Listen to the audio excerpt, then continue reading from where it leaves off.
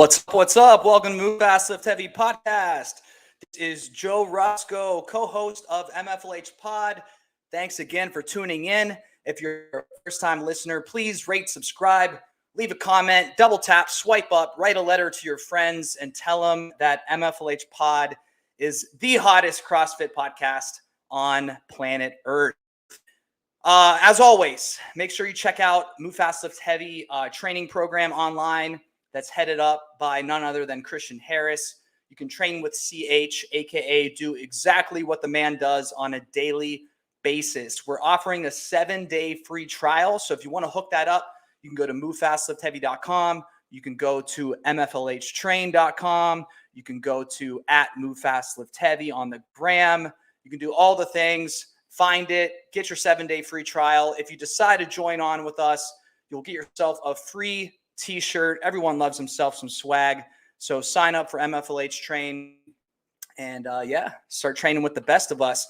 I was a nobody, people. If you're watching on YouTube, you can see my shiny medal here. I was a nobody, people, about 4 or 5 months ago, but I've gone from zero to hero because of Christian Harris and his online training. So if you want to get up on that podium, listen, I'm 2 for 2. Recently moved to Miami. This was not a competition with just fellow Americans. This was international. We had bros from Brazil. We had bros from Venezuela.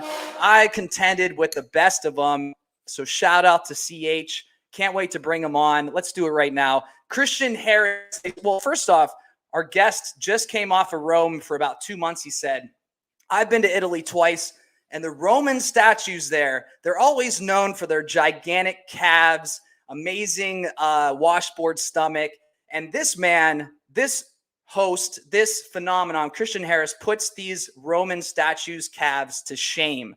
He trims his hairs so he makes sure every striation and definition of his calf is just illuminating to the public while he's out there. I see him in the background just losing it. Let's bring him on. Christian Harris, 6'2", 203 pounds, fighting out of the green corner. Lit. Oh my God. Yo, Christian. That was incredible, bro. Yo, you competed at the Granite Games this past summer, right? I did. And you got on the podium, right? We got on the podium. We were second, and I'm a little jealous. I see you got some hardware over there, and yo, I got nothing to show for it. Bro, I got more swag than you got. I got more stuff at a local competition than you got at the Granite Games. Granite Games, where are you at? The only thing I saw that someone got on the Granite Games was a baby. Someone was holding a baby up on the podium. I think it was like T-Rex Paulson's kid or something. Yeah, it was. You jealous? You jealous, bro? A little upset about that. Yeah, I'm pretty jealous. I gotta say. You got Jack Squat from the Granite Games. They freaking short-ended you like none other. That's a nice piece, though. Yeah. Their gym's called Driving Force CrossFit. So for the past 4 years, they kind of do like a Star Wars theme, and they have this competition called the Force Wars, and they've been doing it for 4 years now. Sweet. Well, it's a testament to your hard work on the program, bro. Hey, yeah, it only works if you work, right? So thanks for facilitating the program, but I've been putting in that time. What's up for our next apparel drop before we bring in our guest? What do we have coming up? We just did this the shirt that I'm wearing right now. It's Veterans Day. The support. Thank you for your support. So happy Veterans Day to all the servicemen and women out there who have made the sacrifices to allow us the freedoms that we have in this country. So thank you guys for doing that. I took on Chad 1000 this morning. Wasn't going to do that with the way the program has been going. Very heavy emphasis on the legs. So probably be regretting that tomorrow. But for today, I don't. And I just wanted to honor our servicemen and women. So did that workout. I had it programmed at the gym. Everybody's getting after it. It was a good time today. Cool. And we got the thankful drop or the Thanksgiving one coming up too. Yep, we have our Thankful collection coming very soon, as well as our Fitness and Fellowship drop. Both of those will be coming out within the next 2 to 3 weeks. All right, go to Instagram at MoveFastLiftHeavy. Make sure you set your reminders because that stuff flies off the shelves, people. All right, you ready to bring on our guest? Yeah, our next guest, I had the pleasure to be interviewed on his podcast during the CrossFit Games. For most of you that are within the CrossFit community, I mean, you guys are subscribed. You guys make sure you give me the layup here because I'm gonna co-intro with you. I'm the co-intro. So give me the layup. Make sure you alley-oop me. Make sure you alley-oop me. Set me up. for sure. Tee it up for me. Tee it up. They're bringing you guys news every day. I think Joe can speak a little bit more to that. All right, so news every day. He's been meditating over pasta for the past 2 months in Rome. This is a man who has actually a background in politics, served some time out in Washington, D.C. I hope we don't touch politics with a 10-foot pole today because I don't want to dip my toe into that water. But he's got a little background in that.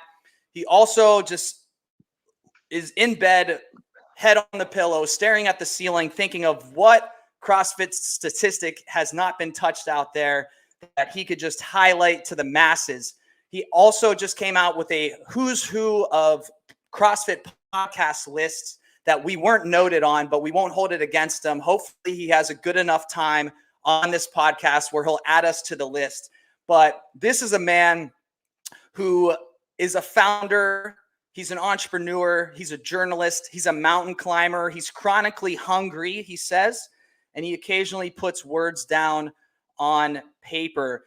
Fellow Paisan, fellow Italiano, Justino Vincenzo LoFranco.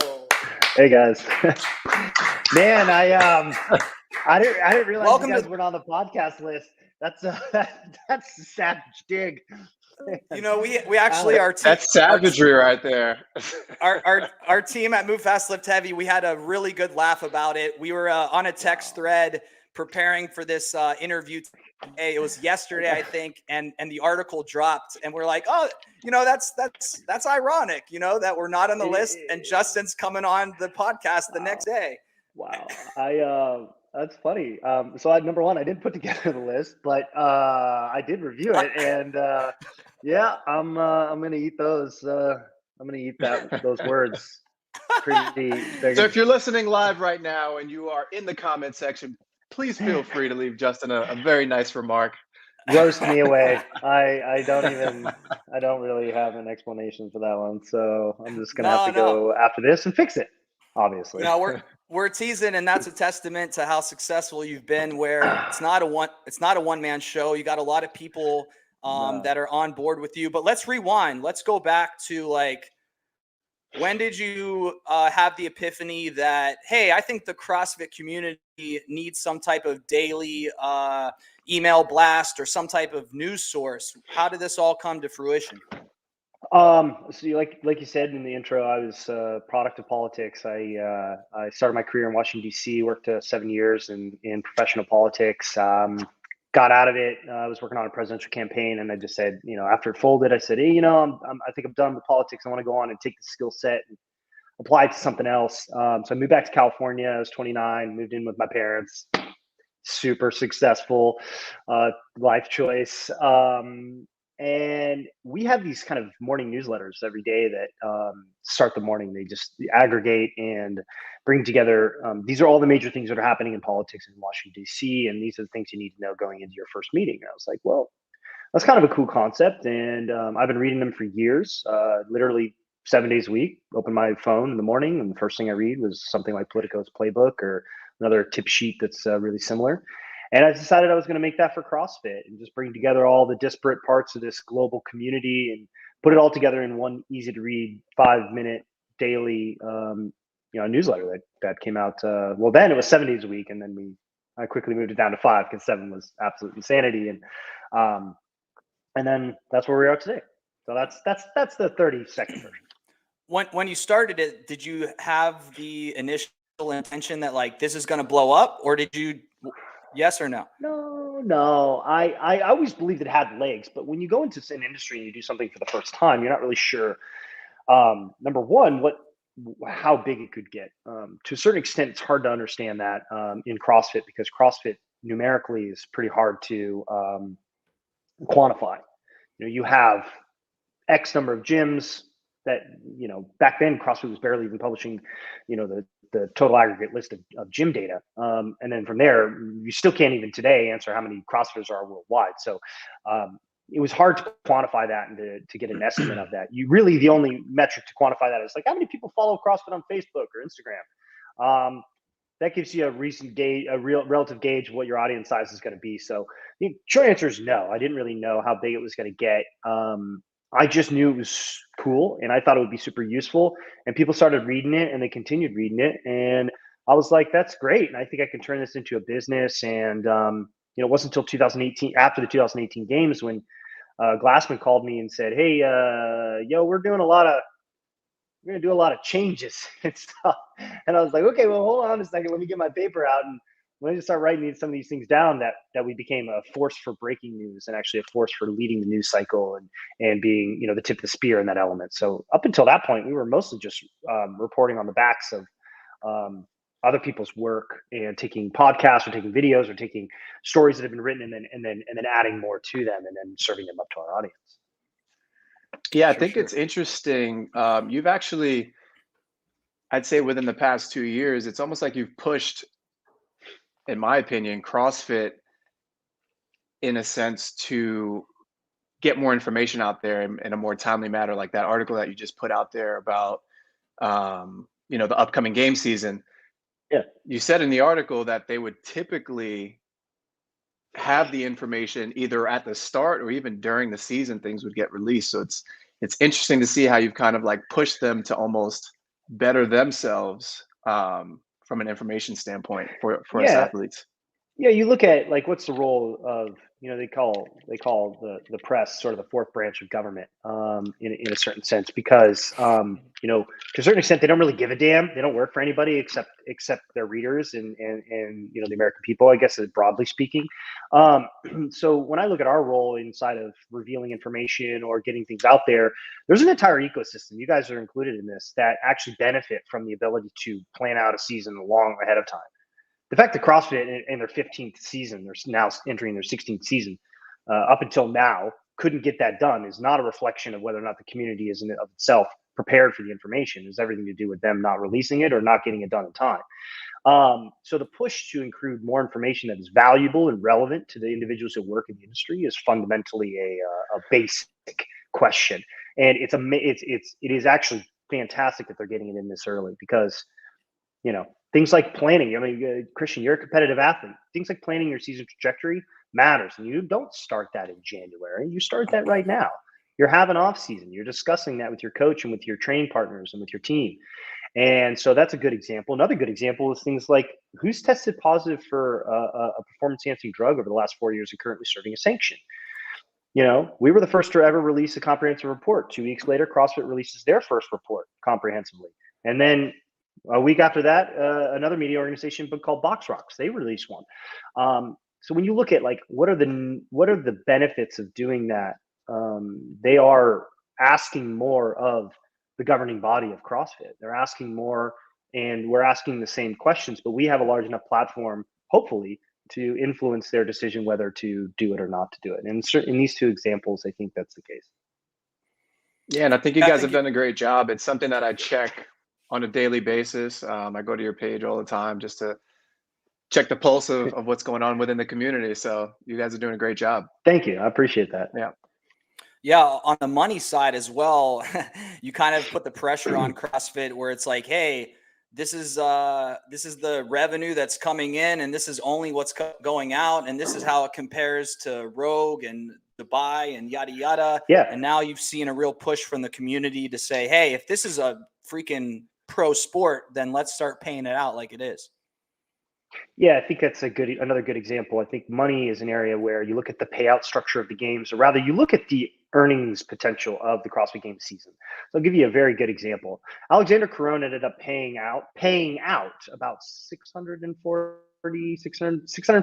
I think, total negative for the entire season. He's the only CrossFit Games athlete that made exactly zero money.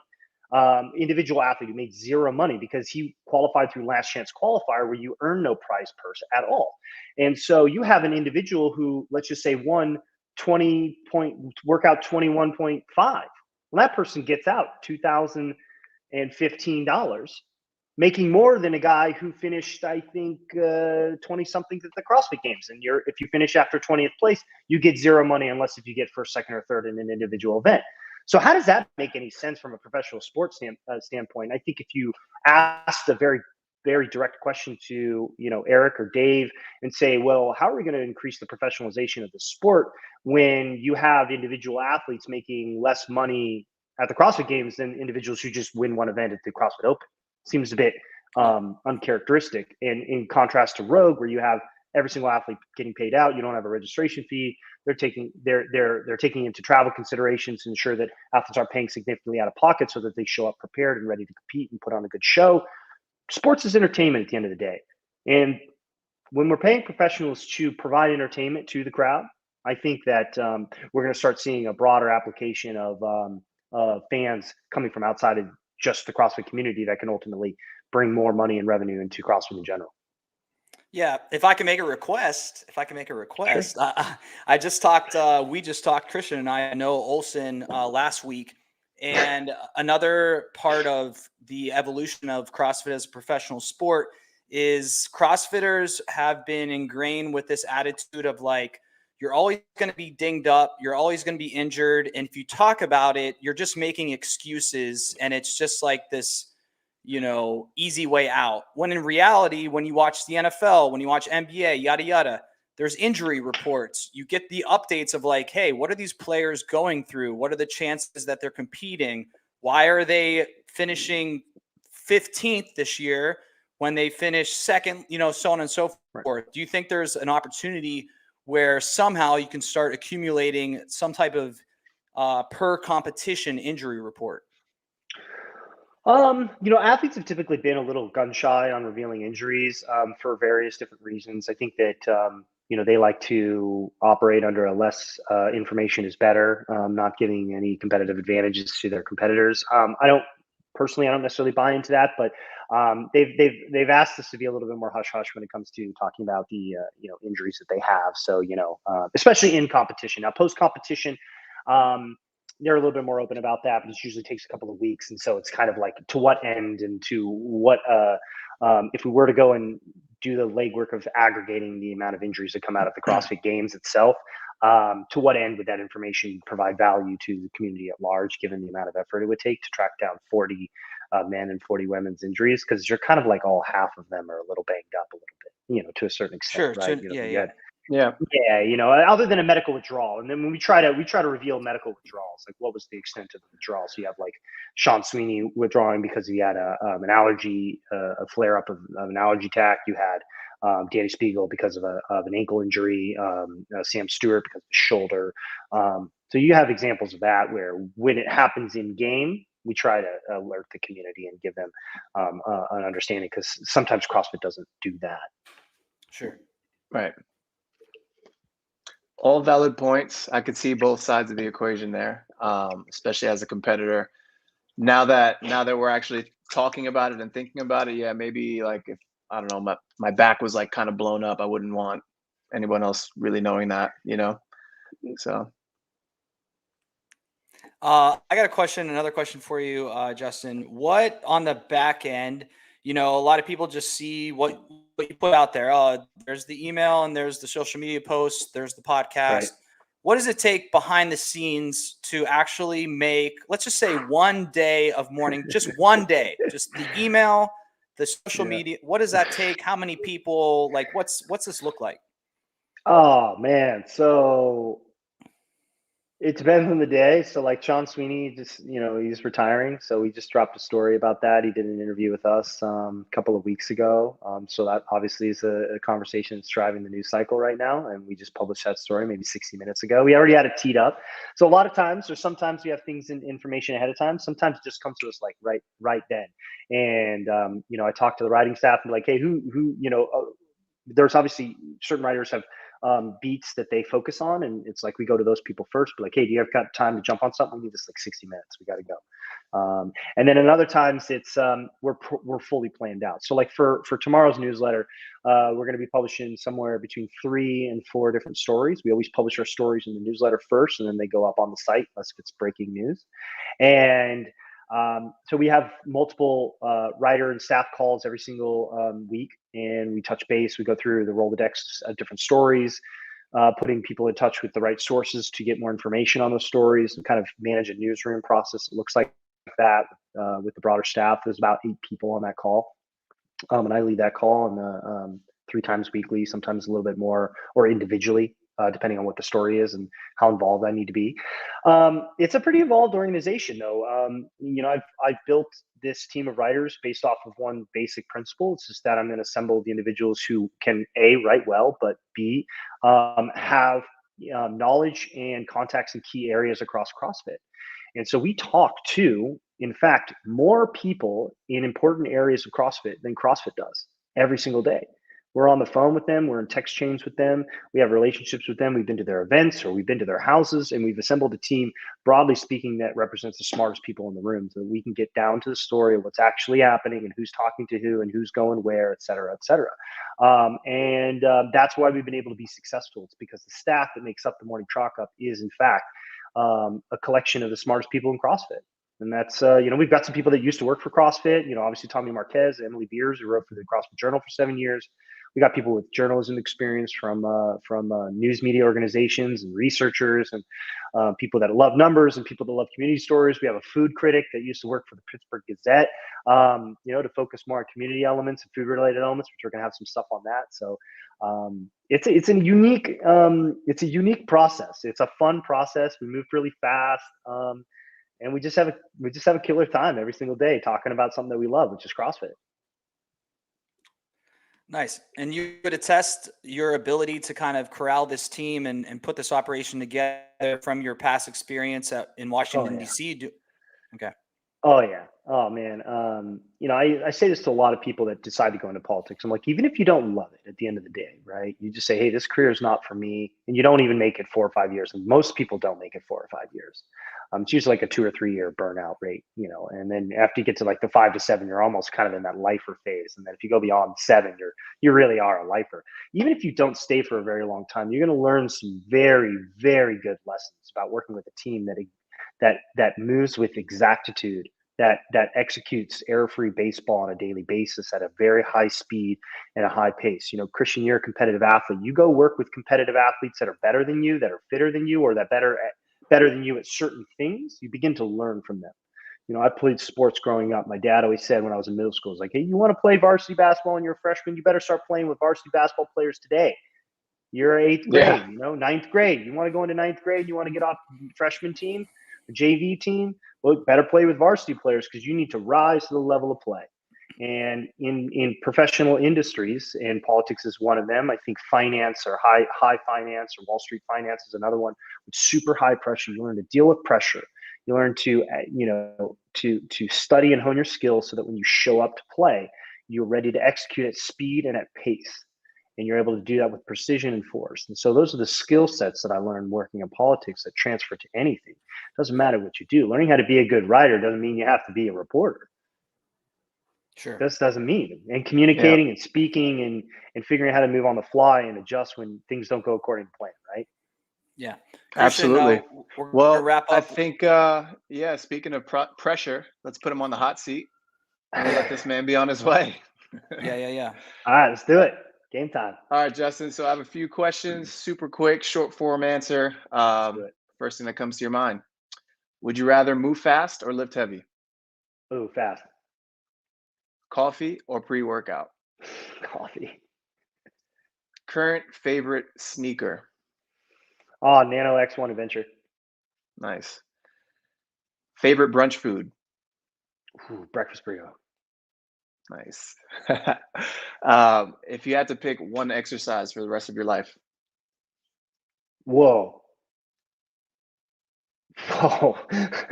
Squat cleans. All right. That's all I got for you. Wow, that was not the least You expected aced thing it. I did. I think I could have possibly because I'm like not a super strong dude, so I don't know why I picked squat cleans, but maybe because I like You challenging get some good bang myself. for your buck. You get good bang for your buck there. Yeah, 135-pound squat cleans for the rest of my life. That sounds like absolute death. Like every wad is 21-15-9 squat cleans and something else, and you're like, boy, I really picked the wrong. I also wrong really movie like the without hesitation breakfast burrito. Just like, bam, there it was. Oh yeah, I'm from Southern California, where I feel like the breakfast burrito was founded, though I'm not entirely sure that's the truth. And I don't think there's anything better than like a small child size, like the size of a child on a plate, and you're like with like spicy salsa, some guac, some sour cream, and you just go into town. Just All like of it. you and the burrito, and you're in this flow. Yeah. Man, that's All right. that's a very intimate relationship with my burrito. Yeah, absolutely. Well, Justin, We thank you for appreciate- your time, man. We appreciate it. Yeah. Thanks for your time. Go work on this list for us. Tell John Newby that the boys at MFLH had something to say about his article. Because there's a major error. There's an a major asterisk gap that you need to add to that. Maybe Is change it- maybe change the heading. The definite list it of the CrossFit definitive community list? Hold on. The It's definitive list of CrossFit community podcasts that ranks second to Move Fast Lift Heavy. I think that's the new title. You guys got it, man. The first order of business is messaging the team and getting the record corrected. I guarantee you. I do appreciate you bringing me on to roast me a little bit over it rather than telling me ahead of time so I could fix it. So I do appreciate that. That's a power move, and I respect power moves. We like to have fun over here. So if, anytime you want to come back on the podcast, and we'd love to have you and just, shoot the shit. So we love to have you on again. Awesome, man. It's been a great time. Sorry I had to cut it short, but duty calls, and wish you guys the best. Christian, I'm sure I'll see you out there on the competition floor pretty soon. So good luck at the training for next season. Absolutely. Thank you very much, man. All right. There he was. J-Lo, Justin from the block. Wonder what J-Lo thinks of the other J-Lo going back with Ben Affleck now, leaving A-Rod. I wonder what J-Lo thinks. What do you think he thinks? They share a name, J-Lo. Wonder what Justin from the block thinks. Yeah. You like that old school? You like that old school reference? I'm going Jenny from the block, Justin from the block. You got me? I do. That was good. My favorite J-Lo song is with Ja Rule. You know that? Remember that song? The way you do the smile. That's yours? Yeah. That one. Mine is probably Jenny from the Block featuring Jada. Hey, Christian, We love a good featuring. We love a good featuring, don't we? Huh? We do. We do. There's going to be some future features with MFLH coming soon, so y'all be ready. You still there, bro? You okay? I'm still here. Are we still on, or we're on, bro? We're live as all get out. I mean, you're making it good. The awkwardness is good. Lean into it. So all right, let's in the background. We have a guest for you, but we'll bring him on after we're done. It's my team behind me. My whole team, my operational team that helps me put on this podcast. But anyways, if you train hard enough this year, you might get one of these. All right, you might want to get one of these medals here. Well, hopefully, some of these sanctional events step their swag purse up a little bit. You just got to be more strategic on which one you show up to this year. That's all. Yeah, I'll tell you what. It's the first time in my 10 years that I've been on the podium and not received anything. That was something. Move fast. That's pretty crazy. Move fast, live heavy. Remember that? Yeah. That too. You got to go to the right one so you get yourself a championship belt. That gets you one of those WWE CrossFit championship belts. Well, this was a shorter one. you got anything about training? What's our next cycle going to look like? How are you going to destroy us the next 4 weeks? It's funny. I was just thinking about that. So we're actually on the tail end of our current cycle. So, if you've been on the program, you've been doing a lot of weightlifting for the past 10 weeks. We're going on week 11 of this cycle. Again, one more week to follow, and then we're going to start really ramping up for the season ahead. Had an opportunity to throw down with some potential team members this past weekend. So you guys will get to experience some of those workouts for yourselves in the programming this upcoming week. If you don't have, another 3 people to do any team stuff with, you'll see some individual versions of that stuff thrown in there. But training moving forward, again, 2 more weeks. This new cycle, you're going to see a lot more EMOMs in terms of our weightlifting. So snatching, clean and jerks, squats, a lot of that kind of stuff will be more under a time clock as opposed to just getting it done and resting as needed between. And you'll see a lot more of our AM sessions be combined with multiple movements, as well as some gymnastics work being thrown into the mix as its like own standalone pieces. Yeah, had myself a little row sandbag ski today. That was nice to throw the sandbag in there on the AM session. Yeah, so the newer cycle is going to be a lot more stuff like that. All right. Yeah. Cool. All right, bro. Well, hang around after I let you go here, but anything else you got to say to the people of the universe before you leave? That's all I got for today. Just continue to work hard, stay humble, and be nice out there. All right, there you go. You heard it, folks. Also, calf raises. We're going to be doing some calf raises to get some Christian Harris calves, or is that going to be in the cycle coming up? That'll probably be in the pump template. Ooh, the pump track. Ooh, be ready, people. Be ready. All right. Nice beanie. See you later. Thank you, sir. Bye. All right, folks. That was Christian Harris, founder of Move Fast Lift Heavy, co-host of the pod, who helped us bring on our guest from Morning Chalk Up, Justin LoFranco, founder of Morning Chalk Up, spent his past 2 months in Rome, chowing down on some pasta. Make sure you go on at Morning Chalk Up Instagram, comment on every post that they've put out the past week, declaring, proclaiming, demanding that they put MFLH as the #1 podcast in all of CrossFit. So, after you complete that assignment, go to movefastliftheavy.com, buy all our merch, sign up for the training program, and have yourself a great day. Joe Roscoe here, signing off.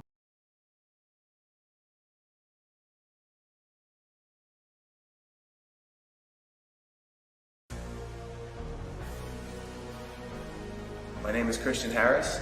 I'm a CrossFit athlete, coach, trainer, and founder of Move Fast Lift Heavy. MFLH has always been more than just apparel. It's a way to train, it's a lifestyle to live, and now we've leveled up that mantra by creating our online training platform.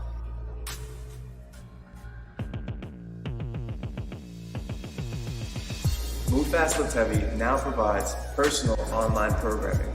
The programming can be done either in a gym, with a garage gym setup, or even from the comfort of your own home with a dumbbell or even at body weight.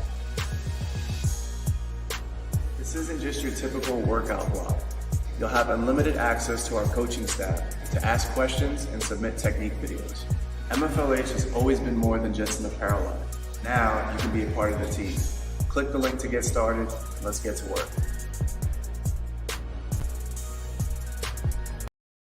Christian After Hours surprise, new segment to the podcast. Hashtag After Hours. If you're still listening, what's up? We're still here on the YouTube and on any podcast platform that you listen to your podcast. So, so hashtag After Hours, new segment. Christian didn't even know about it, but I wanted to come on because I was debating. I was like, should I play the video or should I like not play it this time? Because Christian has said his words about it, but I was like, I'm going to play the video. So, yeah. So you tortured me and made me have to watch it again. Hey, everyone. After you leave your comments to Morning Chalk Up about making us the #1 podcast podcast and CrossFit. Also comment to Christian about how well of a speaker he is, how good he looks talking about his programming, and that we love the video. The video is great. No? I can't deal with it. No. we gotta redo. All right, redoing it. Less words, more action, less talking. I got it. We're down. We got it. Got to put words on the screen too. You got it. Our hearing impaired listeners. You got it. Got it. It's also good on the gram if people have their phones muted. Absolutely. I have a version of that. I made that. Remember, there's one with subtitles on it. We have that. I don't like it. All right, we'll do it over. I don't want to lose my job, so I'll hurry up and redo it. All right, I'll talk to you later again. This concludes #AfterHours for the podcast. Goodbye again.